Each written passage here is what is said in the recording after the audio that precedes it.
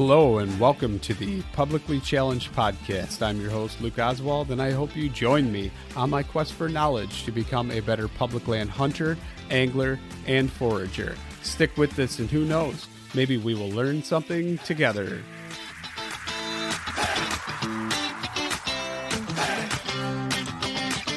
All right, ladies and gentlemen, I am here and I am sitting with Steve Cantu.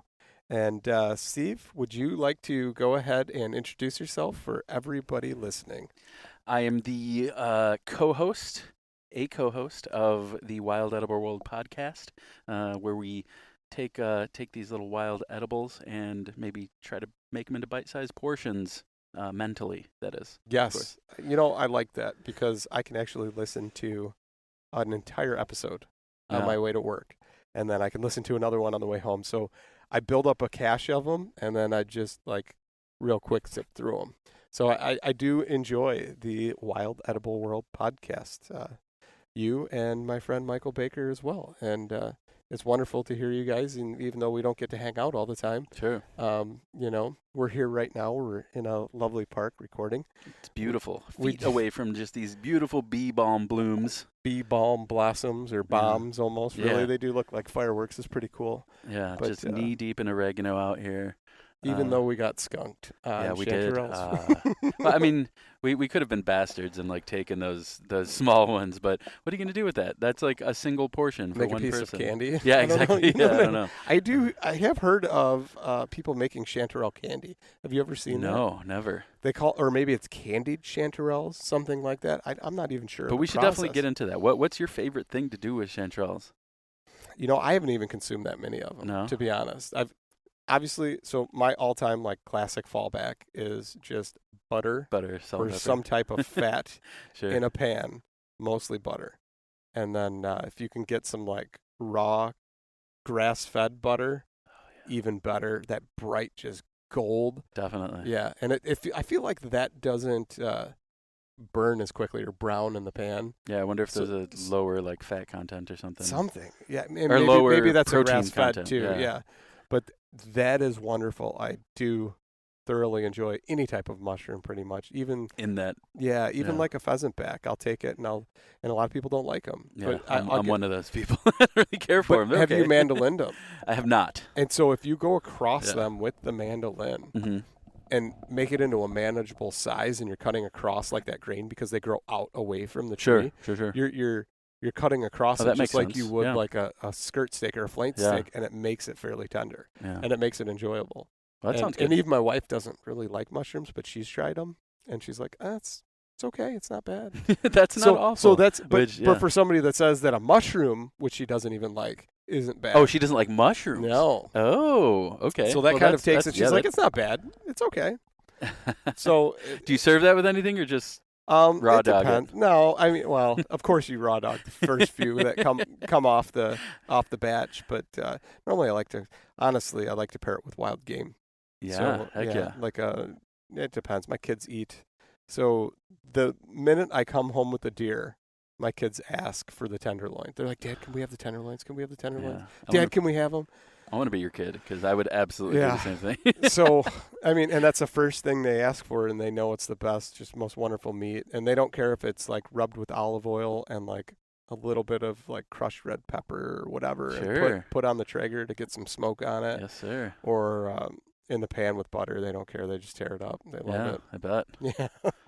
Best in the world right there. Yeah. So that's kind of how I do it, but I don't get super fancy. It's not like I make some bolognese or milanese or anything like that. Although I'm not saying that wouldn't be bad. No, exactly. I don't think you have to get too crazy. I don't think you have to get too crazy with it. But I also I found just a ton, maybe 2 or 3 years ago, not garbage bag, but grocery store bags full, 2 or 3 grocery store bags full of chanterelles here. Oh. And well, maybe next week. Yeah, maybe next week. We need rain. That's what we need is rain. Exactly. We need some good rain. And so when you have that many, you don't have to be as frugal with savoring or keeping the integrity of the mushroom together, right? You can get a little crazy. So I made a chanterelle mushroom bisque. So roasted chanterelles into a bisque. I saved some and just cut them super small and crisp them up in some brown butter and put that over the top. Yes. Yeah, it was fucking great, dude. But I guess my point with that was, I posted that, and one of my friends who's like a chef is like, "How dare you do that to chanterelles?" And I was like, "What?" Which part? To chop them up? And put turn them into a soup. I guess that's sacrilegious. Each their own. What? Exactly. I don't see that. Okay, tell me how to cook my mushrooms. Yeah, exactly. You mushroom snob. Well, how would you cook it? You know what? Better yet, come over and prepare something for me then. Yeah, that would also be great. I mean, I like throwing lots of different mushrooms into soup. Like one of my favorites is like a cream of mushroom with wild rice soup. Oh yeah. And so that sounds like awesome. if you've got some wild rice, you've got hen of the woods or even morels. It doesn't matter. Throw them in there. It's still going to taste good. Sure. Some wild onions or ramps would be even better if you had those. Yeah. Like my thing, I've been not so much now, but like late spring, I was into making like pot stickers. Oh. But using so like filling the pot sticker with pork, and then I was using like milkweed shoots and ramps and everything that was like kind of in season at the same time. And I've got like the native, I don't remember what it's actually called, but the native onion to where it like almost looks like a blade of grass. It's like a triangular shape. So I've got some of the native wild onions in my yard. I dug up a couple of them and then just cut the tops off of the other ones and threw those in too. Dude, it was freaking awesome. Shred a little bit of a carrot on there or something. That sounds great. Yeah, those were good. And then I was using, sad to say I didn't always make my own sauce, but there's I think it's Panda Express actually makes it's a hot and spicy, like a Szechuan type sauce. Sure. Freaking phenomenal. It's like sweet, but like a serious amount of heat to where I don't have to add any chili flakes or anything. My wife would be a huge fan of that. She loves I love hot. Panda. She loves Panda Express. Oh, does she? Yeah. Yeah, she's a fan. I'm more of the heat kind of. Yeah, I love the heat. I mean, it's just the right amount. And like my wife doesn't necessarily always like heat, but she's like, that's sweet enough to where that heat is like perfectly tolerable. That's awesome. Yeah. That sounds good. Yeah, I do that, or I like doing that with like, super fresh, like young vegetables in like a spring roll, so rolling it up in like rice paper with like cucumber and everything else that is delicious in a spring roll. And now I'm going to stop at the store and get some spring roll paper. Yeah, after the tacos. Well, yeah, that's for later though. That doesn't count. I'm trying to figure out some stuff I could do with squash right now. You got a lot of it? Oh, yeah. Yeah. I have a little bit. I have a little bit going on in the garden. Oh, we probably got like 15 of them that are in a basket that my wife picked within like the past 2 days. What kind? Yellow and zucchini. Oh, okay. Yeah. I don't have any like acorns or anything yet. Sure. Those are still growing. Late season. What's crazy is how long they last. The acorns? Yeah. Oh, yeah. Unreal. It's outrageous. And the same thing with the butternuts too. My buddy he put them in straw in his garage. In like a milk crate and put like straw on the bottom and on top. Sure. And temperature controlled, I assume? The garages, it's like a constant, I don't know, 68 degrees. Yeah. And maybe 60, it might be a little less than that. It's because like his garage is part of the basement. But okay. He had them all the way, it was freaking like almost May, and he's like, yeah, I've still got some if you want one. And I cut it open and chopped it up and actually put it in some soup. I never used to like soup. Oh, I'm a soup fan. I'm a soup junkie. Dude, my problem is like I can't eat the gluten. So the whole bread thing really throws me off because I used to love just taking That's the best thing. Big French loaf or sourdough and just slather and just ripping a chunk off. Don't even cut it. Just rip it off and slather some butter on there and dip it and sop up that soup. But I'm coming up with other ways as we move on. That's my favorite thing. If you don't like, you're a hunter, right? If you don't take those bones and make like the best bone broth you've ever had, then that's a fucking crime. I love that shit. Right now, my big thing is tallow. Like I have just been rendering tallow like a mofo. That's awesome. I've had it saved up for a while, like more than I realized, saved up, and then we also buy a side of beef from a guy I know that raises it. And, awesome. And so I told the processor this time, I was like, I want every ounce of tallow that you cut off. Yeah. And he's like, okay. And he gave me literal boxes, like office boxes filled. Like filing boxes? Yeah, with freaking tallow. And so I just been ever since like March. How long of a process is it? I've never done that. So there's different ways you can do it, and I don't like the way some people do it where they add the water. Okay. It just seems like counterproductive, right? Yeah. Because now you have to figure out a way to get the moisture off of the tallow. Sure. It's not like it mixes oil and Then you water. have to Obviously, they pull separate, pull that out. but you have to pull it and out. then- Yeah. exactly. So I do it, and it almost looks like chitlins, just cracklings in a pan. So I put it in there. I turn the heat super low, and I just try and make sure I've got mostly fat because there's still some pieces of meat on there. Yeah. But put it in and actually I use the same pans that I make syrup in. Okay. So like your sapping pans. Sure. I use the big flat, like the cafeteria where it's like in the serving station, Sure. or like a buffet pan. And I'll take those and put the tallow in there and put it on like the center burner of my stove and just turn the heat super low and just try and put as much fat side down. And as that fat starts rendering, it melts and then just turns into a liquid and starts absorbing all the other liquid and just melts it all as it heats up. Sounds delicious. It makes your house smell like a tortilla factory, or like sure. which isn't always the most pleasant smell. Like you think you would want your house to smell like tortillas, but if you ever went past like a tortilla factory, it's kind of gross, you know. But yeah, I don't know. So we do that. And yeah, or maybe even like a pork rind factory. In theory, when you buy the bag and you open it up, you're like, oh yeah, I love that smell. Yeah. You know, salt, some hot sauce, Yeah. maybe some pickled vegetables or something. Sure. That's something good right there. But it kind of leaves a little bit of a funk in the house. You have to open up the windows and kind of move some air around for sure. Well, yeah, when you get into like the 30 hour number 30 of like a 36-hour bone broth simmer, Yeah. you know, and you've already like discarded the vegetables that you used to start, and it's literally just maybe the bones and that's about it. It builds up a little funk, man. It's in the house. Yeah. My wife hates it, but sometimes even when so I good. roast them, they take on a. I don't know if it's because the bones never really had a chance to like bleed out as much or something. You know what I Sure. mean? Like, but when I'll take them and rub them with olive oil and roast them. I do in that the every oven time. first. Yeah. And then It like cuts the gaminess in half. yeah. For But sure. it still has like a weird funky smell as you're cooking them. Absolutely. It's not like you're cooking like a roast in there where it's got the flesh, more flesh to Sure. to cook. But yeah, it's good, man. I totally agree with that. We can our own stock like that too, and try to utilize it through the year. In fact, I've got some duck fat that I saved from some ducks I butchered that I haven't done anything with yet. And a little bit of skin and stuff. I was going to throw that in and kind of get the fat off of that. Heck yeah, man. And Little mixed tallow. What is duck fat? Schmaltz? Is that schmaltz? I don't know. I don't remember the name. Yeah, I think I it's don't know. schmaltz. Maybe. Is it? Yeah. I don't know. Or maybe that's chicken fat. One of those is schmaltz. I don't give a shit. what you One's call way it. better than the other one. Yeah. So For sure. yeah. Although I don't know. No offense to chickens. I love my chickens. Yeah, me They're too. fun. And not only that, though, I feel like the chickens that I raise that eat the bugs and they're pastured and everything else, they tend to have like a yellower. Oh yeah. It's not a white fat 100%, like the stuff yeah. you get from the store. It is like golden, almost like a wild duck, Yeah. which is pretty good. Yeah. They're all right, I suppose. So we originally got on this topic because I was like, hey, new dad over here. Yeah. My youngster reached 3 weeks old on Wednesday, and I've done tons of foraging in my time, but I've never done it with children in mind. And granted, he can't eat anything right now, Right. But soon. but soon, yeah. So my wife and I actually used to make a lot of our own baby food.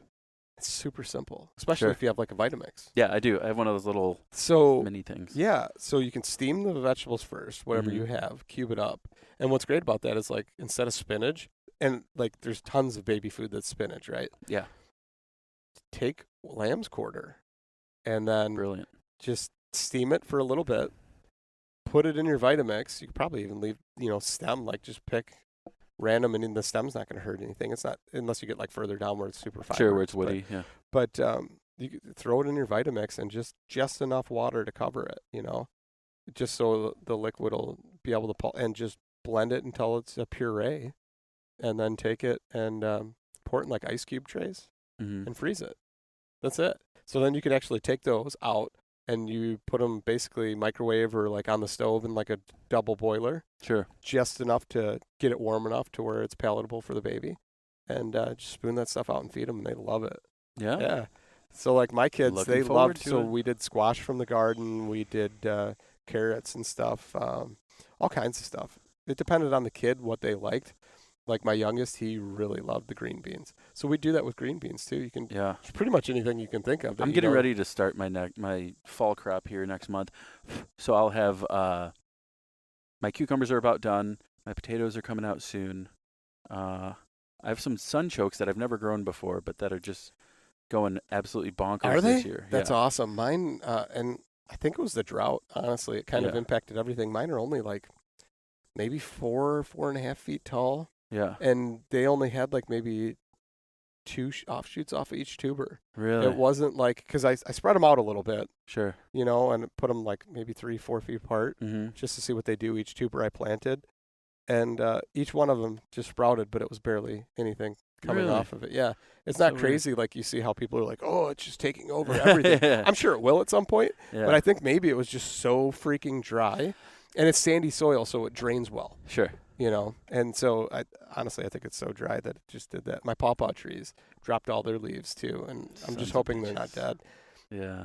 We need more rain. We do. Yeah, we need a little bit more rain. So then my fall crop goes in. So I'm putting in carrots and beans and peas. Well, probably not beans. I have long beans growing right now. Have you ever had those? The yard long ones? Yeah. Yeah, I love those. I have those growing right now. I'm pretty pumped for those. Those and my buddy grew like some heirloom variety that's like a purple that's almost like a yard long. And I've never seen it before. And I was like, where did you get it? And he goes, I had some from like 10 years ago. Sure. I threw them in the ground. Sure enough, they all came up. Of course. It always happens like that. And then, he goes, and that was last year. And he goes, this year I just saved some and planted them right back in the ground and they grew again. I'm like, yeah, those are the best. That never happens to me. Those are the best. I'm actually, I don't know how big of a gardener you were. That's my shit, man. I love gardening. I love growing new and weird things. I kind of keep to the traditional stuff. Like, I don't know. I've got probably 33 pepper plants and like 28. No, it might be more than that. It might be closer to like 30 or 32 tomato plants. That's a lot. Yeah, and that's a lot of plants. Yeah, and then a couple kids though, right? Sure. And, we pizza sauce, pasta sauce. Sure. You guys process and can everything? Mm-hmm. That's awesome. Yeah. That's badass. Yeah. Try and get the kids involved as much as we can. Mm-hmm. And then we do like apple pie stuff in the jars. Oh, awesome. For like when we pick apples, even though my trees don't really produce that much. Yeah. For some reason, like we talked about earlier, but I actually think that might be an overspray issue from a farmer. So we may have words one day with a farmer. Yeah, you might have to, man. Yeah, I don't know. But yeah, we'll put away a bunch of apples. My parents, neighbors, they've got like 8 apple trees that seem to just bumper crop every year. I feel like there's so many people in my neighborhood that have apples, and it's like an older age bracket neighborhood that I find myself in. But but nobody uses it, and I'll like offer, hey, anybody, on like the Facebook group or whatever. Yeah. I'll offer, hey, anybody needs help picking? I have my fruit picker. I'll come over. I just ask for a share of the crop, right? Yeah. And nobody ever takes me up on it. But also, there's tons of fruit trees in the neighborhood, so somebody's gonna get scrumped. Scrumping, baby. Carrying that tarp around. That's it. Yeah. In case anybody doesn't know, scrumping is a term for potentially illegally harvesting apples very rapidly. Stop the car, jump out, put the tarp down, shake the tree, get as many as you can, throw it in the trunk, and drive off. That's called scrumping. So, yeah. No, there was a guy I stopped, super nice guy, on my way home from work one day, and I always passed these trees for years, and they always just had tons of apples, and a lot of times there's just these piles on the ground, and they just shove them into the tree line. And I was like, I should probably stop and just talk to the dude. Yeah, just ask him, right? And just ask him. And he's like, well, sometimes we cider it and, this and that. And I'm like, okay, Like, how long has it been, though? Like, how long has it been since he's cidered it is what I'm asking. I honestly don't know. And I think, so he's like, yeah, I'll tell you what. When we harvest them, I'll give you a phone call. Took my phone number, everything, texted me. And then it kind of time went by, and I guess the guy got busy and didn't actually harvest them. Sure. And whatever, frost took them, whatever. But some of them were the kind of that needed the frost in order to turn sweet. Sure. And so he's like, I'll let you know. And he didn't. He actually sent me an apology text, like in April, and was like, hey, just letting you know I'm sorry. Time slipped by. Super nice guy, but hopefully he actually calls me and maybe he listens to this podcast. Yes, please listen to the podcast. But like, hopefully he calls me. He actually texted me. It was when I had my knee surgery, and he texted me about raspberry shoots because he Nice. just has a bunch of them. He's like, I Sure. trim them to keep them back, and you could take them and just plant them and they'll take off. And he texted me about those too. And I actually never, because I don't drive by there every day when I was off work, so it was kind of never happened. But hopefully he texted me about the apples for sure. This year, two of my And he favorite, gave me, I gotta say this, Yeah. he gave me an apple off that tree, Son of a bitch. and I cut it up, and they were big, like freaking Yeah. globe size, like apples, Mhm. just huge. And well, not globe, softball. Sure. Anyway, they were like softball size. Yeah, that would be outrageous if you had a globe-sized Yeah, apple. but like softball size I would find that apples, man's house. and and my wife and I cut it up, and it was freaking amazing. Of I was like, course. this is like better than a stupid store-bought Honeycrisp. Yes. Because it had just the amount of tartness, sweetness. It was amazing. Sorry to cut you off. No, but I just had all to say good. that. Like, You were in the apple moment. I totally get it. I was just about to say how my two favorite apple trees that were just out, and one of them was in front of a Meijer, in the parking lot of a Meijer, and it had these exactly what you described, just these big, like softball-sized, delicious apples. And I was getting gas at a gas station like across the street, and Yeah. that forager vision. I was like, ooh, I see fruit, and so I drove over. I just so happened to have my fruit picker on me, so I pulled maybe Nice. 10 or 15, and somebody fucking ran into it this year, like took it out with their car. Oh no! Yeah, I Were they walked. good apples? I walked. They were fucking great. They were probably the best apple I've ever had in my life. See, that's what's crazy. They plant these apple trees. Now, maybe it was something that was actually like a cultivated variety or whatever. Yeah. I know these apple trees that I drive by, the guy told me, he goes, they've been here for at least 40 years, 50 years. And they're an actual like full-size apple tree. It's not like a semi-dwarf or a dwarf. It's a full-size apple tree. And he's like, no, it's actually the homestead of my wife's parents' homestead that they're living on. And her dad planted them, and they're like 50-year-old trees and still just producing crops every year. That's awesome. Crazy. Yeah. Giant globe-sized apples. Yeah, not And globes, yeah. And then my second tree was a crabapple tree that grew these like plum-sized oblong, they looked almost like peaches, and it was just the strangest but like super super super sweet flavor. And I got a ton last year, and I was going to cider them, but I let it go too long, and I apple cider vinegared them, and which is also great, which is also right? very Yeah. good, yeah. Yeah. But then they're building houses where this tree was, so they cut it down. I know, 2 fucking apple trees. My 2 favorite apple trees this That's year. sad. Just toast. Have you ever? Because I was going to ask you, but then you said you actually cidered them and let it go too long. But have you ever like made pectin or anything out of them? No, I guess I crab haven't. apples apparently have like way more pectin in them than regular apples. Sure. So that was something, I thought about, but I've never done that. I've never made pectin. Yeah, I've never. I've bought had it Sure. when you need it, but never made it. Or you just let the fruit go until it like gels itself, which takes forever. Yeah, that sounds like a long time. Yeah. Yeah. Like Michael makes mead, and he does it like the old school way, where it takes like years or some shit. Oh, that's lame. I forget Sorry, how. Michael. I forget how long it takes, but it takes a very long time. I've never had the pleasure, but I've heard it's great. Oh, you're saying to where you let it naturally yeast versus... Yeah, I think so. Oh, that could take forever. You need to like go to the store and like find some fruit that's almost bad. So you like... Or like bring maybe home... he doesn't like heat it. I don't know. I don't know what process he does. All I know is that it takes a very long time. Yeah. You need the fruit flies to get the yeast Yeah, you gotta in there. crush up a couple fruit flies. That works. A mortar and pestle. Super, super weird, but like fruit flies are and I actually learned that from the Pascal Bador, I don't even know how you say it. You know what I'm talking about? Yeah. But so that guy actually took one of his classes that was like a vinegar and something fermenting class. Sure. Yeah. That dude's crazy, the stuff he does. Looks good too. That's one thing. Do you make like kimchi or anything? I do my own sauerkraut just because I fucking love sausages, too. right? Yeah. And like amber ales, like so Oktoberfest is like my shit. Yeah. Pretzels. The Warsteiner. Yeah. Oh my god, I love all that stuff. With like a sourdough pretzel and beer Yes. cheese, huh? Man. I didn't want to mention it because I know you got the gluten thing. That's all right. Dude, I know what that life was like. There used to be a restaurant that I used to go to all the time, and it was just amazing. There's 2 I think there's still one in existence, like around it here. But the beer stew, the German restaurant. Oh, where's And that? there's one in I think it's like Orland Park or something. Okay, But the other one, maybe Frankfurt, I'm not sure. Don't quote me on that. But sure. there used to be one in Piatone, and that one was way better. Old school, the decor on the wall. They had like Mausers and like like old Swiss That's awesome. rifles and stuff. It was pretty cool. And they used to have this guy in there, freaking hilarious, in his lederhosen, like true German thick accent, That's the playing best. the accordion, the trombone, the trumpet, and something else. And what's like the accordion with the keyboard, and then like the regular one, like a squeeze box without the keyboard. Yeah. All of that stuff. Played it, awesome at it, and then like at night, as the night got later, if it was somebody's birthday, he'd sing songs, but it'd be like super dirty. So it'd be like, I really hope you get some, really hope you get some cake.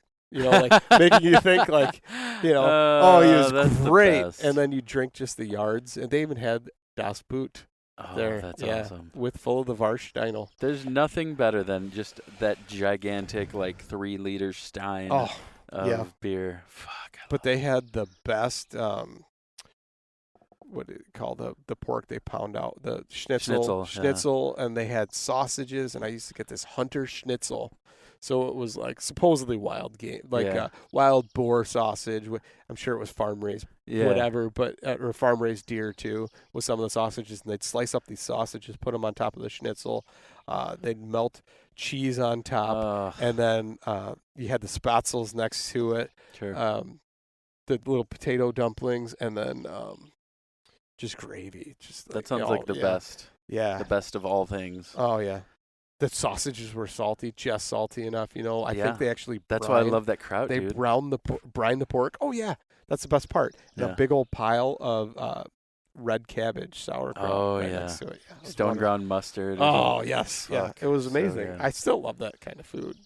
You just got to do it a little bit differently and use more native flours and stuff. Sure. Have you experimented with that? Have you done like an einkorn or something like that? So that a lot of people ask me that, and turns out it's not gluten free enough. No, yeah, it's I don't even think it's supposed to be gluten free. It's a more tolerant form of gluten. Yeah, it's a less complex carbohydrate or less complex chromosome count than our current grain. Yeah. So I think like they added a chromosome. They added like a shitload. Okay. So like original grain like chromosome count was like 14 or something. I mean this isn't exact. I'm just throwing it out an example.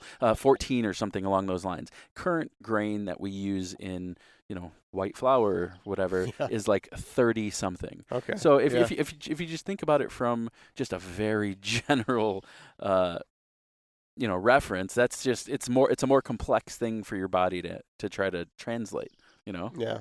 Yeah. Like what is this? What is this that I'm ingesting? Yep. So but yeah, no, einkorn's supposed to be closer to that, a little bit closer. I've played with dockseed a little bit. Sure.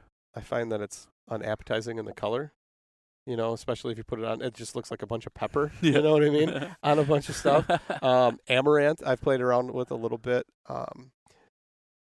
Trying to think of some other things that I could possibly use, that I haven't got to Have you ever tried like yet. sprouted grains? I don't know. I'm not sure if that has anything if that fucks with the gluten content or anything. But no, like an Ezekiel bread or anything. Yeah, like it's still the same thing. Yeah, I think it depends on your level. That's the of dream, right? But It's like, hey, this is no longer a grain. This is now a plant. So I've made okay, completely grain-free sourdoughs before successfully. Really? Would you use like? They're very dense compared to like a regular sourdough, like a sourdough, but they've never gonna get that still got the same crispiness crumb on the outside, mm-hmm. and then they're more gummy than like airy inside. Sure. But not bad, bad, and that's completely grain free. But I'm trying to think of the name of what it's called. You grind the seed. They grow it for deer a lot too. I can't think of the name of it. It'll come to me. Anyway, so I've done that, and then I've just done like gluten-free sourdough too. And the little trick, if somebody wants to start one quickly, is go to the store, get some organic grapes, and take like 2 grapes and drop them in your sourdough starter, and you'll have bubbles like the next day. That's awesome. Because it just automatically all sugar. throws that yeast in there. It throws the yeast in. So all that like when you wash grapes and you see that haze on them is actually wild yeast. Huh. And it just bam, it's like a supercharger. Rather than using the wild yeast in the air that might take a week before it starts to actually like ferment and do that. It's like the next morning you wake up and there's just bubbles in there. I'm sure that sugar content of the grapes isn't good either. Well, right? the grapes don't break down. Oh, you don't smash them. Just throw them in whole. So it's just what's on the skin. Yeah. And then you just pick the grapes out. You can rinse them off, eat them if you want. No big deal. But then you've got that starter started almost instantly. That's rather incredible. Than having to That's a great time. tip. I'm gonna go do that. I don't have any grapes. I might have to get some grapes. I found a cluster of wild grapes. Normally you see wild grapes all the time, and you don't really see clusters on them that much. My neighbor has some growing on his fence, and it's like he's set up, man. He could make like a couple bottles of wild grape wine if he wanted to. Yeah. But he has no idea what the fuck they were. He was like, I don't know what this weed is. And I was like, it's obviously fucking grapes, dude. There's like clusters all over this fucking thing. This is obviously grapes. They're tinier, but they're still grapes. Giant fucking grape leaves. Like, yeah, right. I'm like, come on, man. And he's Italian. I'm like, what kind of Italian are you? You should be making like dolmas and do you ever take and make dolmas out of the? I haven't. Yeah, me neither. But the other thing I was thinking about I don't know why zucchini squash. Like the flower, the leaf of that. Sure. You totally use that too. Yeah, absolutely. And I haven't, so I'm going to do that, I think. Yeah. Not quite as delicate as the grape, but steam it. Just steam it first and roll whatever in it. Sure. If you did that, what would you roll in it? Because I know my answer.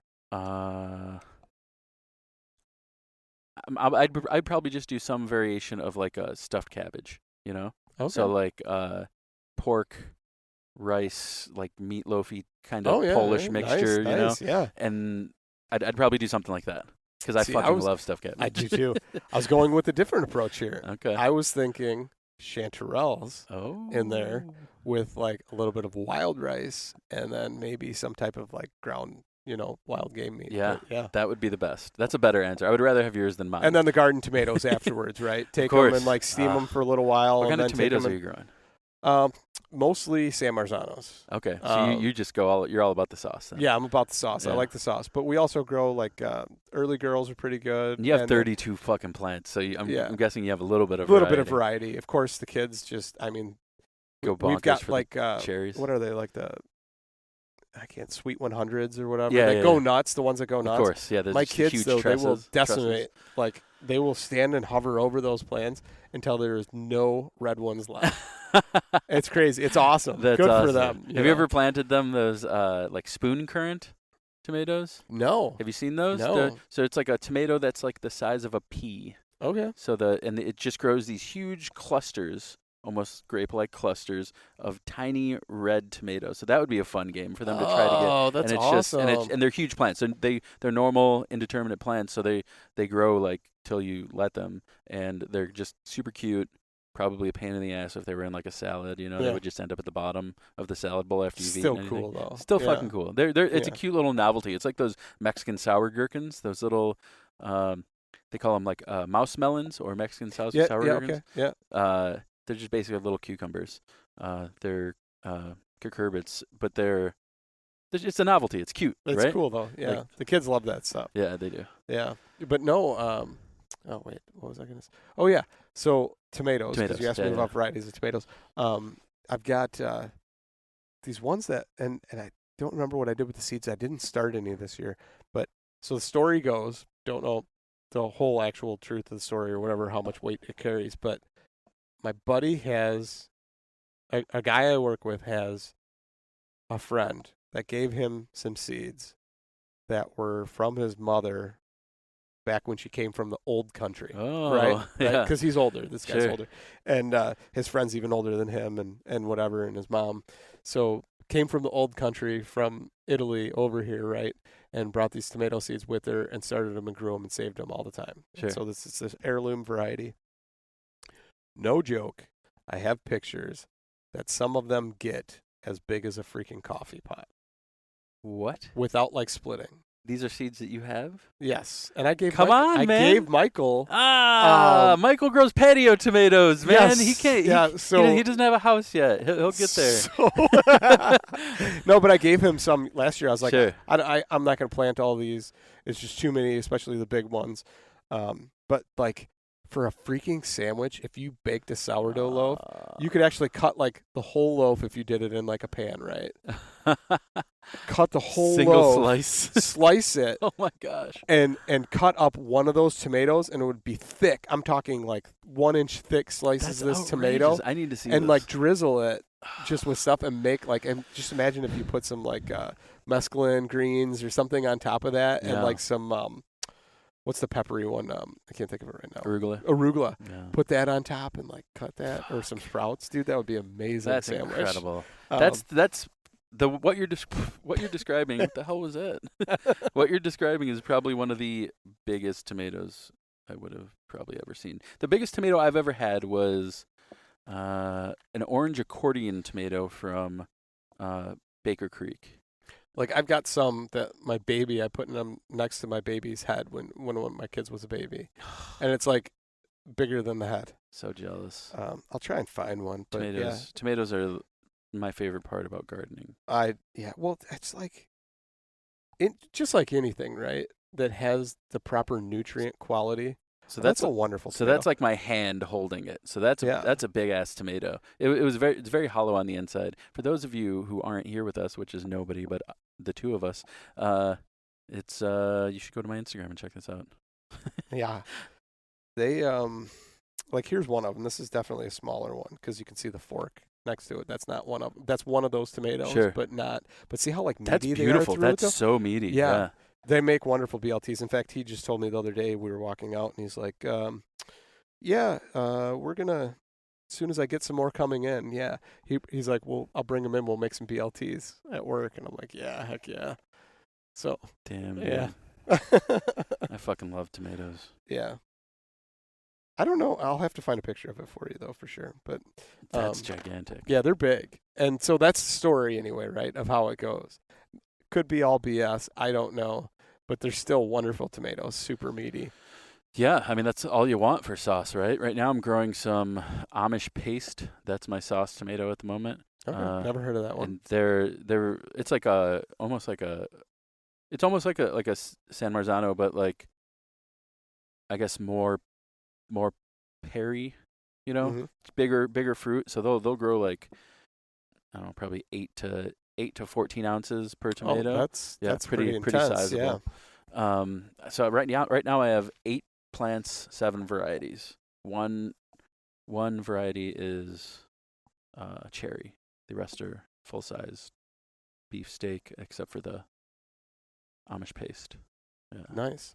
So are you growing any mushrooms or anything? I just thought of that as no, but these wood chips. But that's something I want to. That's something I want to start. I want to get some. I'm trying to think of the variety I was scouting, but I want to get some going in because I mulch my beds. Oh, so if you mulch your beds, get the wine cap mushrooms. Yeah, I think it was the red wine cap. Dude, those grow so what is it? Rugosa annulata. Yeah, they grow so easily.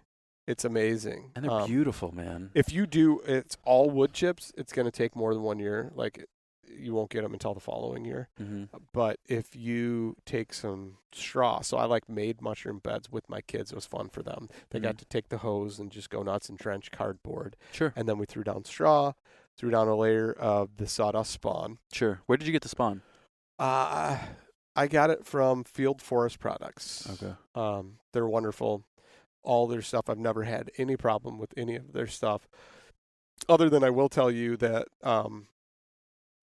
if you're going to inoculate logs, spend the extra money on the equipment and get the sawdust inoculation equipment. Don't buy the pegs or the plugs that you hammer in, because those wooden dowels, you lose a lot of that mycelium, and they do not they don't colonize as quickly either. Got it.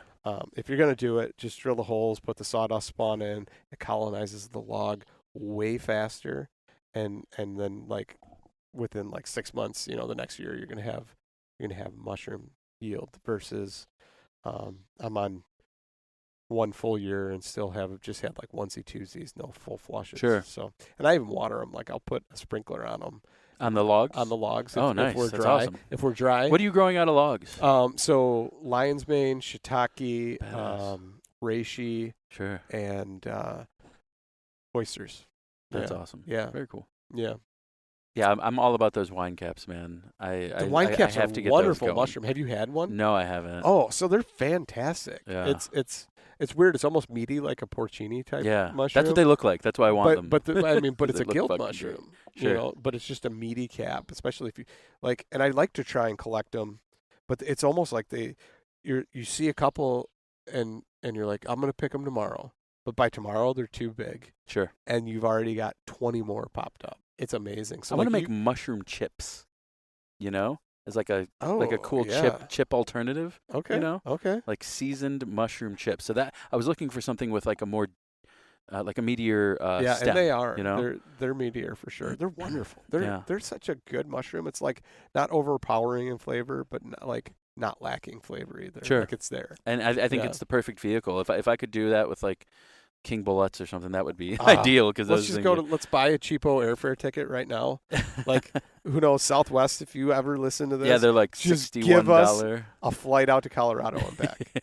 Come on, well, you can sponsor our trip. Yep. It'll be fun. For sure. But no, I mean, heck, we could probably find like a $59 airfare on that. Oh, for sure, yeah. And just not Probably even worry standby about or it. something.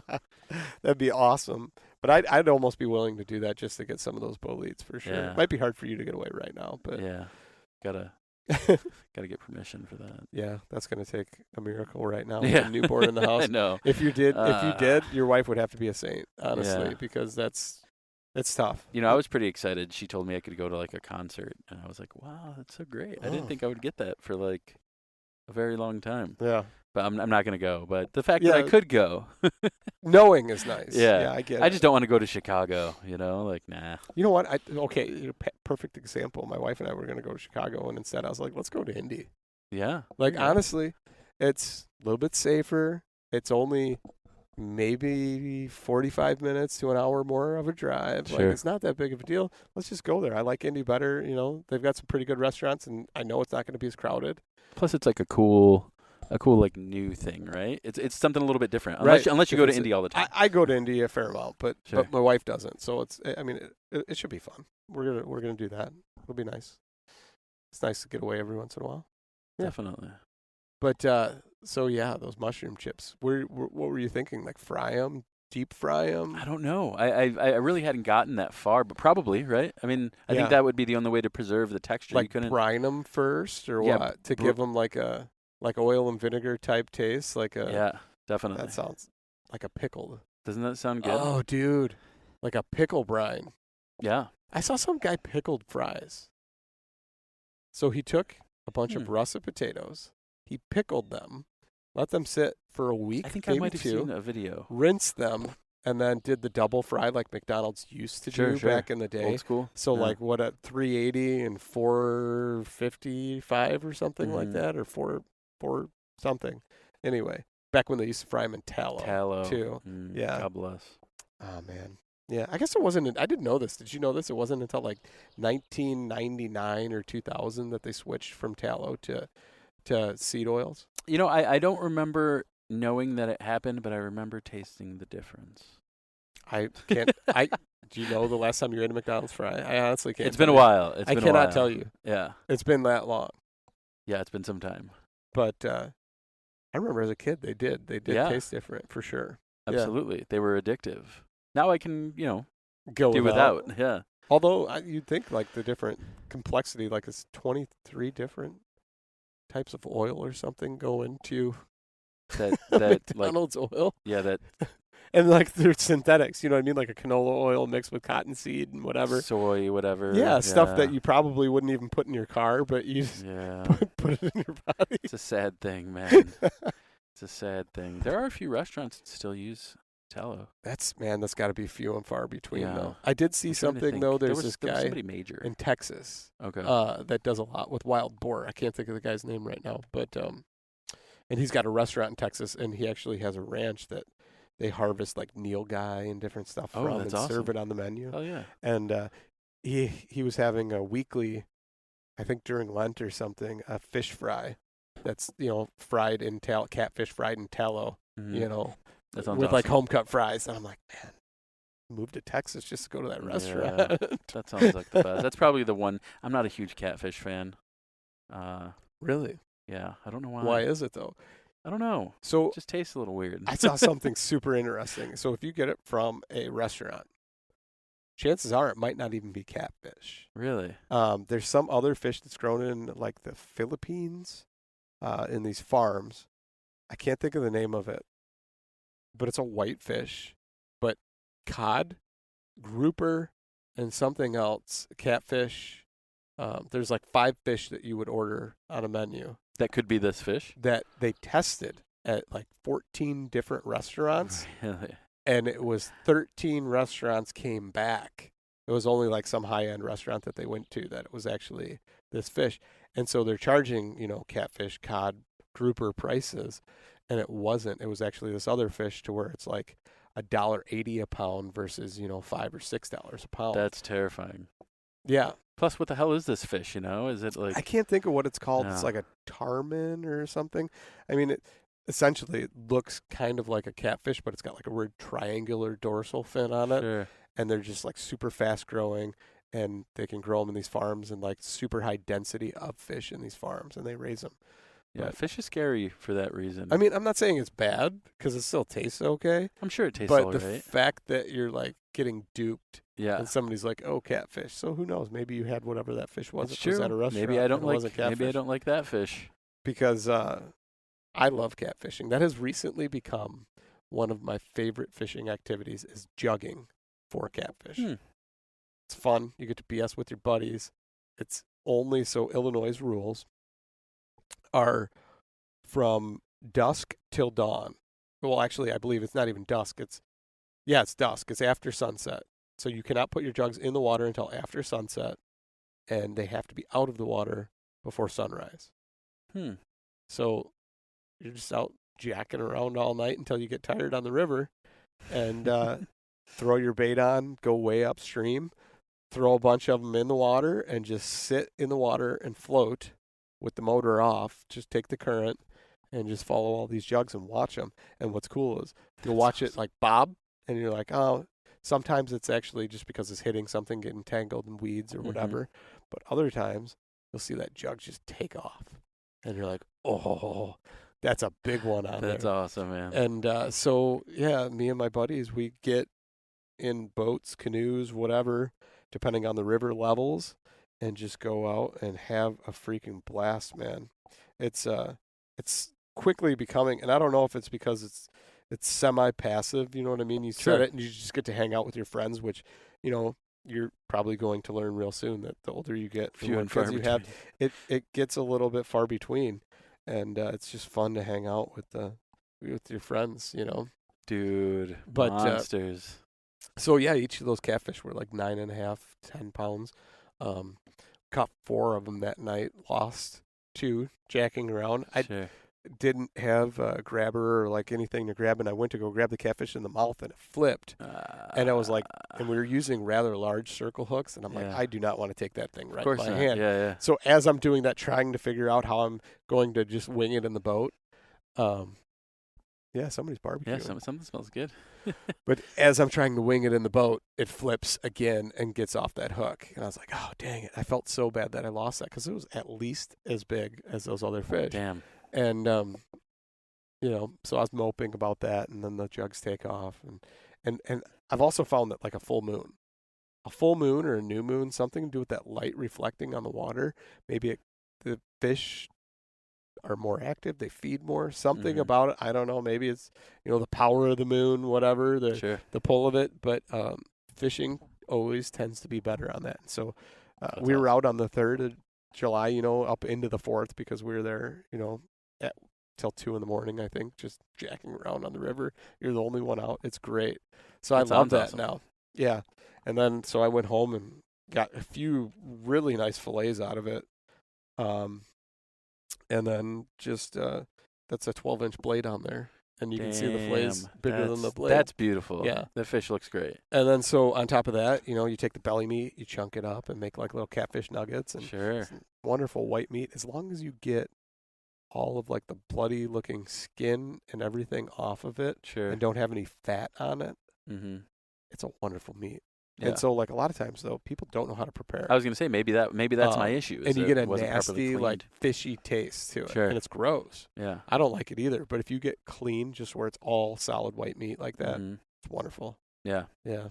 fry it in some tallow, make some homemade French wonderful. fries. Actually, you know what I was telling my wife is what is it called, like a water lily or the lotus or whatever, the where you see like the lily pads and they Yeah. got the white flower. I can't remember what that's called. Yeah, I but don't like remember what it's you called. can like either, but dig yeah, I down know what you mean. and pull those out, Tuber, and yeah. then take the tuber and cut it, and it's like a Sure. wonderful flower-looking French fry that you can make. That's awesome. We were up in Wisconsin on a lake, and I was like, man, we should go do that. But unfortunately, these were growing right next to the docks where there was a lot of like people filling boats and a little bit Sure. of fuel in the water and stuff. And I was like, Yeah. I don't know if that's a good idea to take them from here. But it looked, you know, a lot of two strokes firing up, a little bit of oil in the exhaust and stuff. Yeah. And I was like, man, I don't know. I'd really like to do it, and I know it's really cool, and I want to show you about this, honey, but I don't think this is the right spot to do it. But maybe go to a more pristine part of the lake or something and get some of those. But I think that would be amazing, is to make like Yeah, that sounds awesome, man. French fries out of those, catfish that you caught, you know. That sounds great. Yeah. I'm getting kind of hungry, dude. Yeah, I know. We're talking about all this food. Yeah. So, I mean, you ever make any fries out of anything cool or unusual? You know, not really. As far as fries go, I don't get a taste for that very often. French fries, fried things all too often. I don't know why. It's weird. But I do like wild game, and I do like a nice whitefish. I'm a huge cod fan just because it's like a blank slate, right? Yep, right. Like big, meaty fish. When it's cod. When it's cod, yeah, when it's cod. Actually, my sister works at the Knights of Columbus right here down the road, and they have some pretty great cod.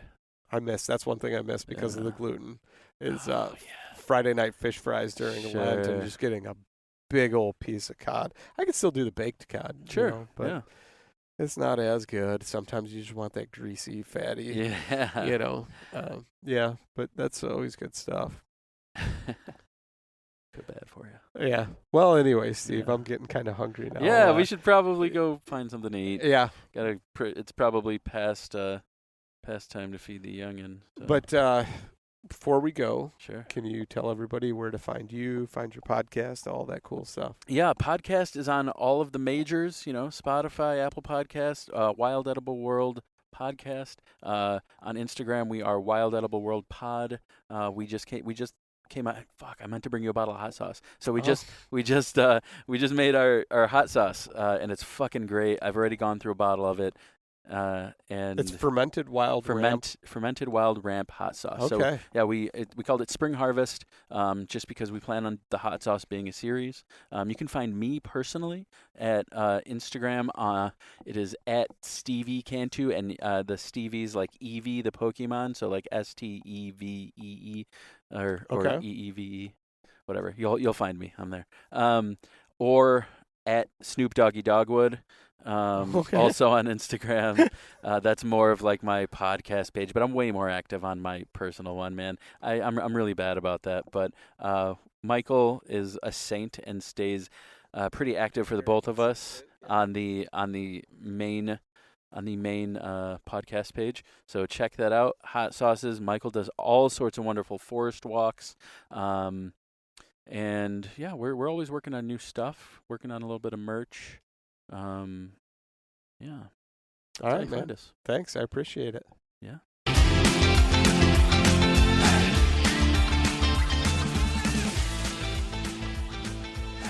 And once again, thank you so much for listening to the Publicly Challenged podcast. I hope you enjoyed the show, and if you did, please subscribe on whatever platform it is you're listening to. Also, if you could leave a review, that would help us out. And you can check us out on Instagram or at publiclychallenged.com. And once again, thank you so much for listening to the show.